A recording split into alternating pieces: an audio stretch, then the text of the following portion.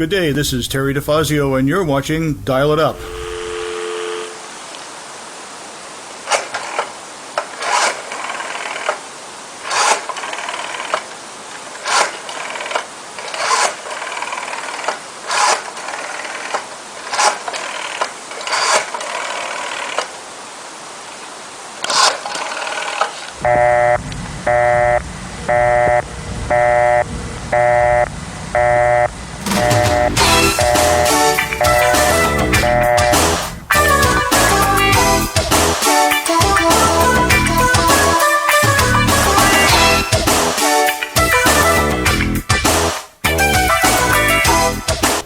Today our guests are two frequent flyers on the show.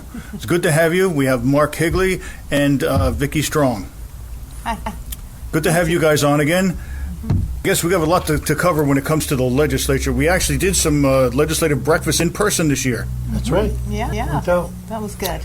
I enjoy those. Yeah. I don't particularly enjoy when you have like one senator and two reps, but when you have a whole conglomeration, I find that much more interesting. But anyways, it's good to have you here. Just for review, what committees are you on? Because I know that changes, doesn't it? Yeah. Yes.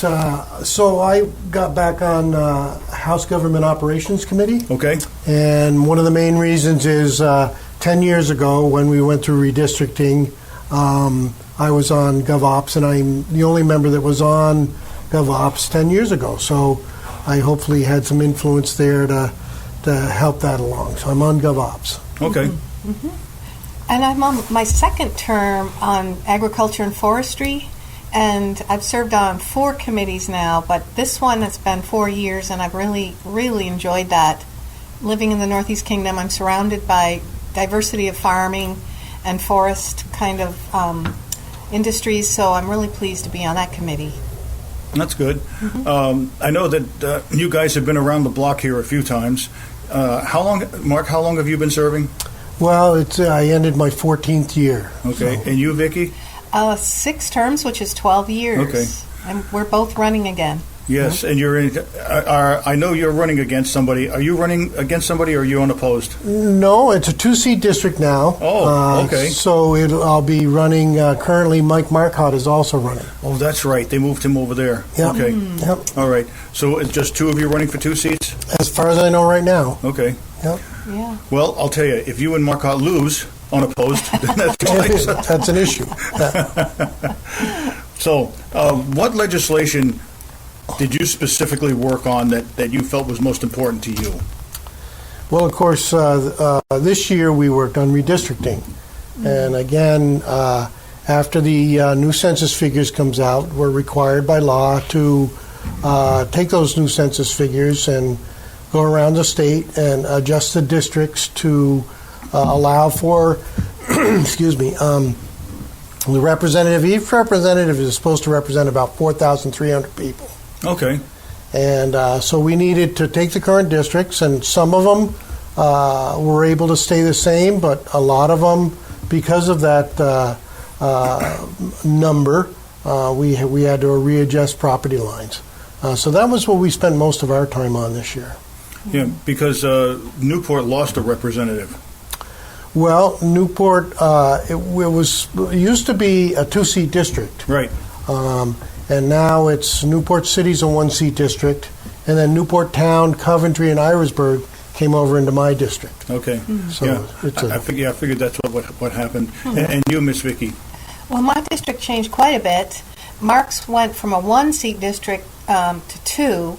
Mine went from a 2-seat district of 7 towns now to a 1-seat district, and the towns I now will represent are Craftsbury, Albany, Greensboro, and Glover.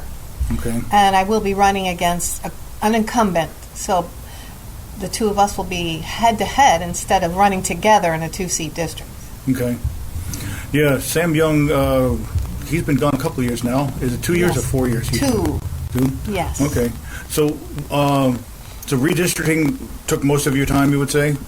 It took most of our time on government operations. There was certainly other issues, and another big one that we dealt with last year as well was the pension issue. And that came to a conclusion where I believe most folks were agreeable in the sense that there was a task force set up. There was legislators on it. There was some from the governor's administration, and of course the unions. You might have heard that the governor had some real concerns at the end about not having some form or a hybrid system to allow some new employees to go for a defined contribution plan instead of a defined benefit plan. No, okay. And the three Republicans on the GovOps last year struggled to try to get testimony. We were talking to a group called the Reason Foundation, who's worked with states and cities across the country to come up with these hybrid versions, because it's critical that we maintain affordability in providing this benefit to our employees. And it's important, too, to make sure that employees have a good benefit, but we can't continue to just take more and more money out of the general fund to make up for the shortfall. Yeah, I agree. Yeah. And how about you, Miss Vicki? Well, and in terms of our committee work, do you think, Terry, you want me to talk about that? In Ag this year, there was a lot of enthusiasm and motivation at the beginning, and in the forestry aspect of it, to kind of tackle what's the future of forest products in our state. And the same with dairy. Both of those industries provide billions of dollars of revenue for our state, and yet we're losing dairy farms every month. And our forest products industry is struggling. So there's been studies and momentum to say, here's some aspects of these industries we can maybe help. So we dance around the edges and we kind of scratch at it, but I don't think we get to the heart of the problems in our legislature. I really don't. And in the end, we passed a mild version of some bills to say, okay, let's strengthen our right to farm laws, which means we have a lot of people from out of state moving in, like during COVID. They'll buy a place sight unseen almost. It's next to a farm. They've never lived next to it and smelled it and heard it and experienced the noise. So these people are coming in, and then they'll later file some kind of nuisance suit and say, well, that manure is really, making me ill, and or that noise, at 11 o'clock at night is really on my nerves. So the right to farm laws means these are farms. Here's some activities that they actually do 24 hours a day, or however often it is, and they have a right to do those things. That seems kind of odd here in Vermont to pass laws that say you have a right to farm or a right to be a forester. But we have to strengthen those laws here. So we did some of that this year. We improved the ability to have agritourism on a farm or an agribusiness, so to speak, to expand diversity. So those are some things we're touching on, and we also extended the Dairy Task Force, which is studying the future of dairy farming in Vermont. But in the end, are we really stopping the leak that's happening? I don't think so. It's not just a Vermont problem, though. It is around the country. I would like to see some of these people function without farms and without food. Well, and see how far that would get them. And also, Terry, think about, our landscape. Everything about our landscape is based on farming and forestry, and the beauty that we see every day, and the fact that it provides the carbon sequestration in the soils and in the plants, the trees. All of the good things we reap from the benefit of their hard work would really go downhill if we see these vanish or diminish to a certain degree. Yeah, I agree. My brother-in-law ran an organic farm for a long time, but now he's 72, so he's got to scale back. Yeah. He just has to scale back. Wow. That's what's another problem with dairy farming is they're getting to the age where they're retiring, and same with forestry, and then the next generation isn't stepping up. Well, and farming is very hard work, and the body takes a beating, and eventually your body just can't do it. That's right. It's that simple. We only have one dairy farm left in Lowell now. Oh, is that right? The organic dairy farm in Lowell just went up to auction here a few weeks ago, so pretty sad. I think I know the one that's left too.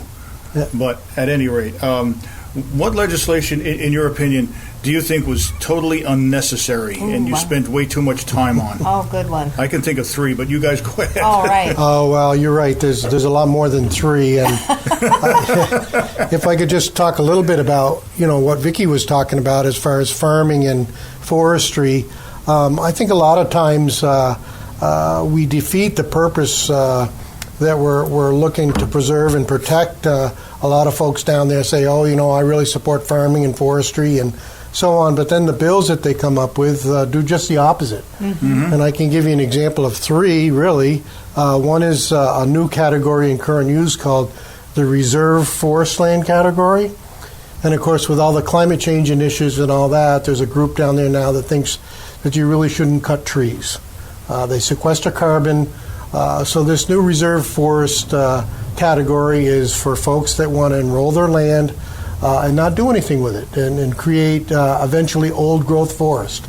But I talked to plenty of foresters that said that that's a bad idea, not only for the forest, but for wildlife and everything else. And it's not really secure in the sense that under the current use program, if somebody else buys the property, chooses not to follow that current use plan, you pay a penalty and you can get out of it. So the next individual could get out of it and then cut the trees. So it doesn't really create what they're looking for, but it does, in my mind, create an issue where people that have a forestry plan, these people that don't, that are looking for the old growth, still are going to get the same benefits, same tax benefits that individuals under a forestry plan or ag plan get. Mm-hmm. The next one is 30 by 30 and 50 by 50.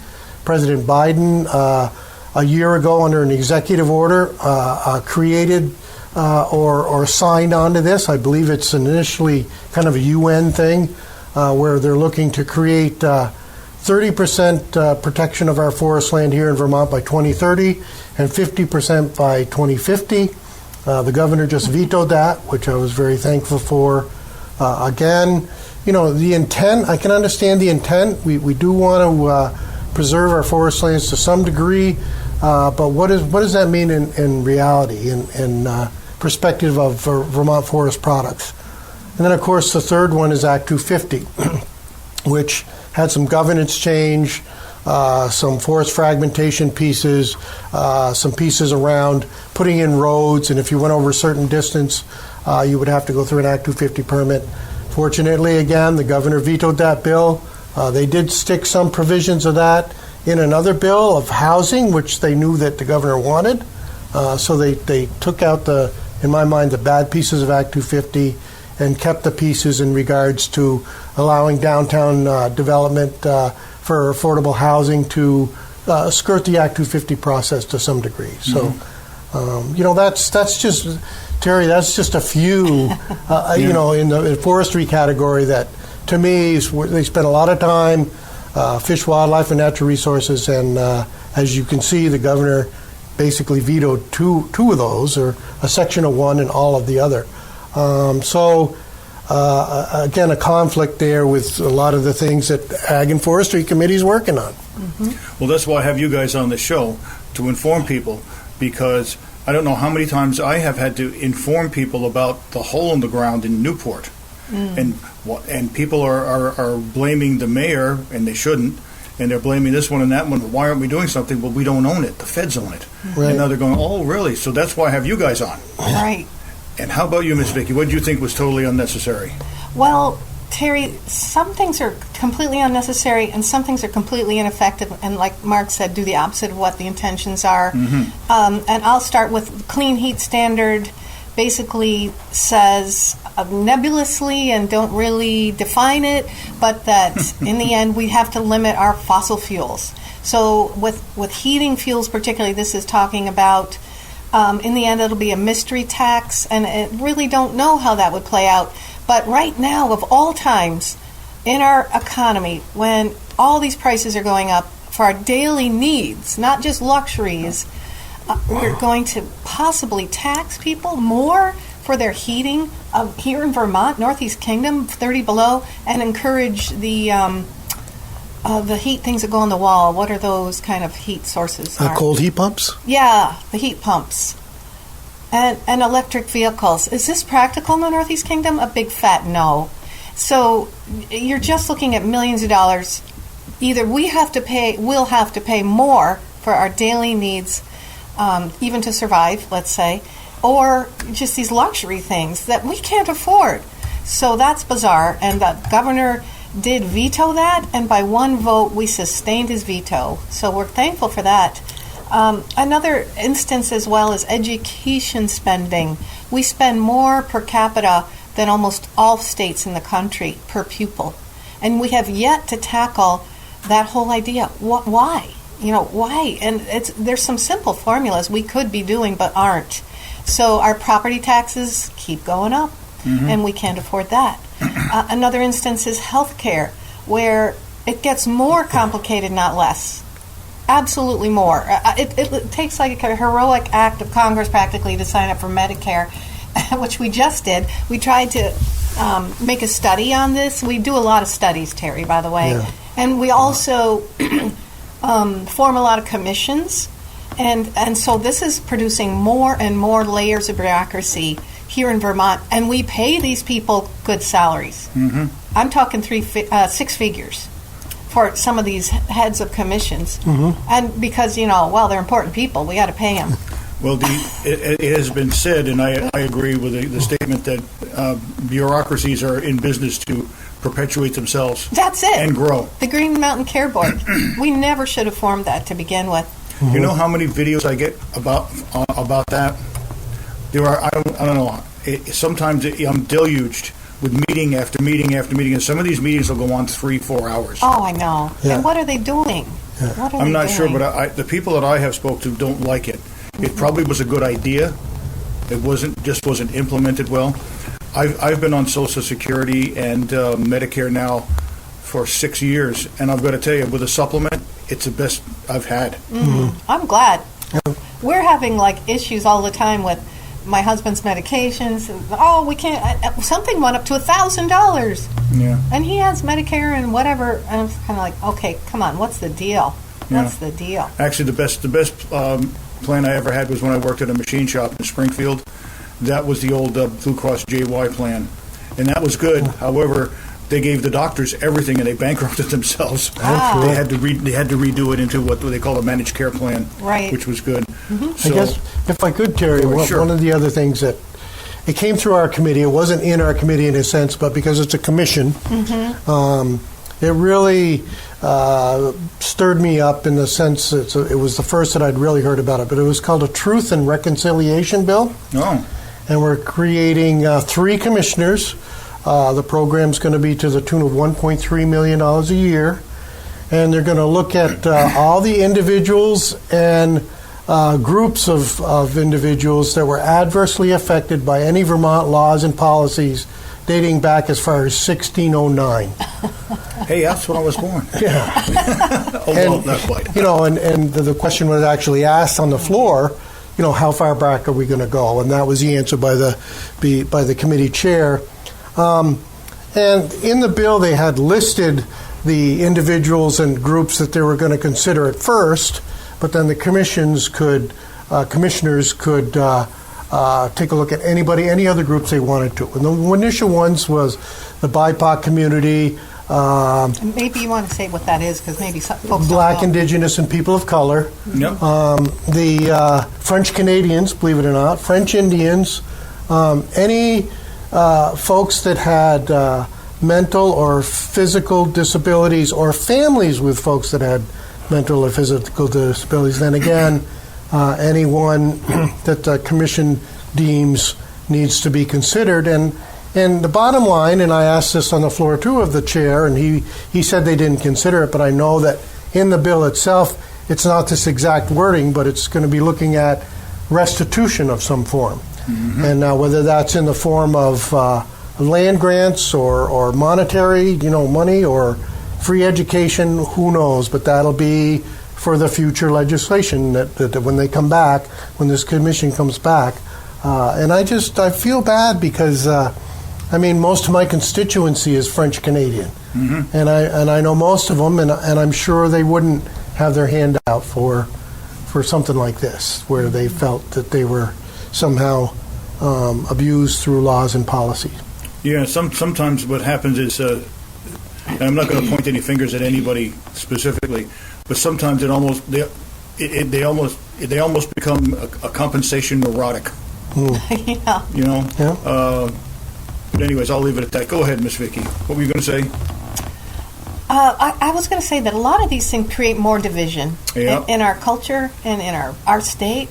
Vermont is one of the best places in the country to live, and we have for the most part we feel safe. We know our neighbors. We help each other no matter what your beliefs or backgrounds are. It's a delightful place to live, and yet we keep being hammered through our legislature with these things that make us feel like we're failing or that we somehow not serving one another well enough. And I just find that sad, and I find it actually offensive at times. And I just think we should be talking about things like infrastructure, state budget. We shouldn't be just going on the fringes of all this social stuff that just keeps creating more and more questions and divisions and almost dislike of one another. It's very sad. Yeah, and I didn't think it was the form of the government to tell me how to live. Right. You know, I mean, you have to. There's certain things. I think the infrastructure thing is paramount. And I did like one thing I heard in the legislative breakfast too, was that all the roads and bridges are going to be repaved in the next 5 years. And I'll tell you, go up and down 91, you'll see a lot of it. Yeah, it's happening. And I think that I think is a very good idea. It is. And not only that, should have been happening all along.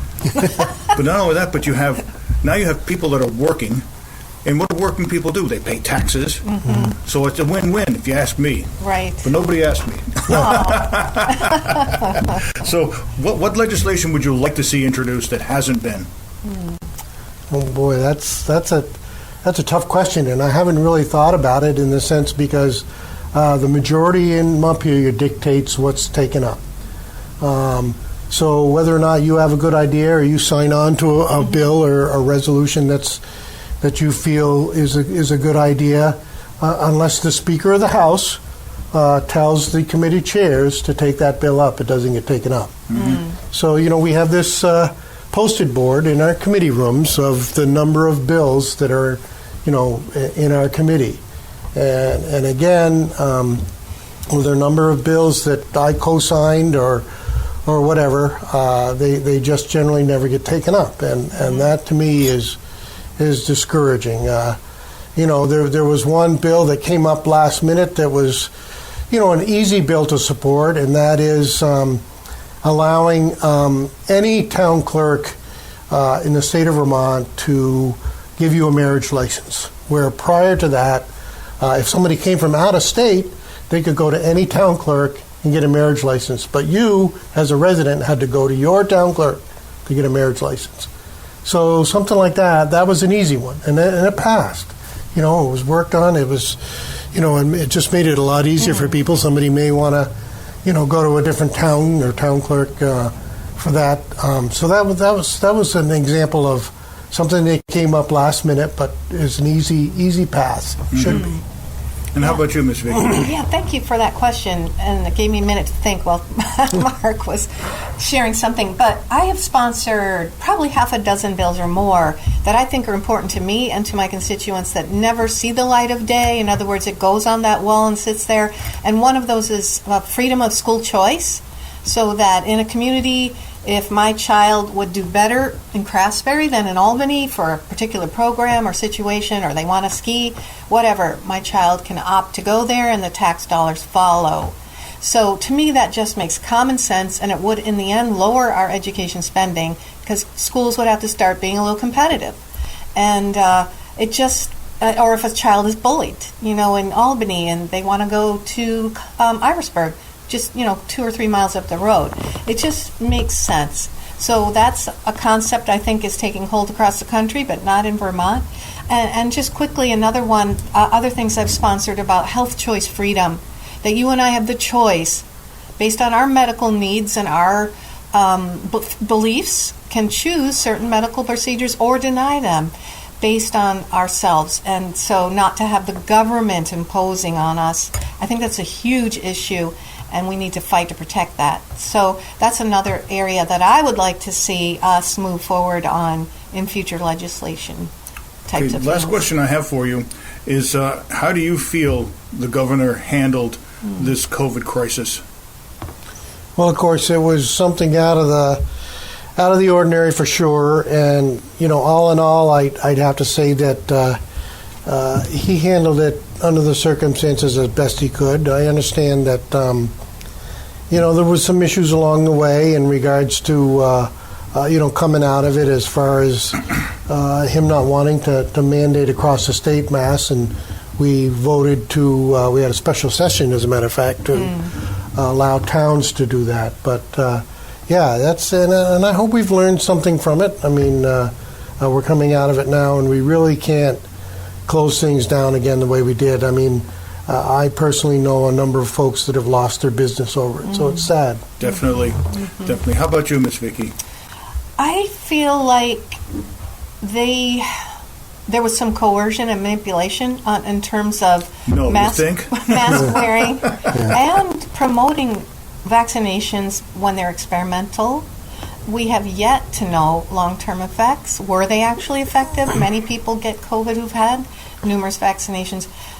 So I personally believe the percentage of Vermonters that did receive the vaccines, and that was their choice, for the most part, although some definitely felt coerced and manipulated by their jobs. I helped many constituents know how to say no and still retain their job through religious exemptions and other things. But in the end, I feel like we pushed a little too fast, too hard on that end, and we'll have yet to see how that plays out. But I hope we'll never go into a shutdown again. I just think that's terrible for our economy. We should have been focusing on those who are more vulnerable to a virus like that. The elderly, people with underlying conditions, and the rest of us who are healthy and can go about our business should have been able to. I know people who did all the masking and the social distancing and the isolation, and they caught it anyway. Yeah. And I know somebody who's caught it 3 times, but he has underlying conditions, and this keeps happening to him. He has Crohn's disease, amongst something else, so a couple of other things. But yeah, I agree with you. I don't think we can go back in that direction. I don't think. I think enough people were angry enough about this, especially. I understand it was a bad virus. Yes, we know that.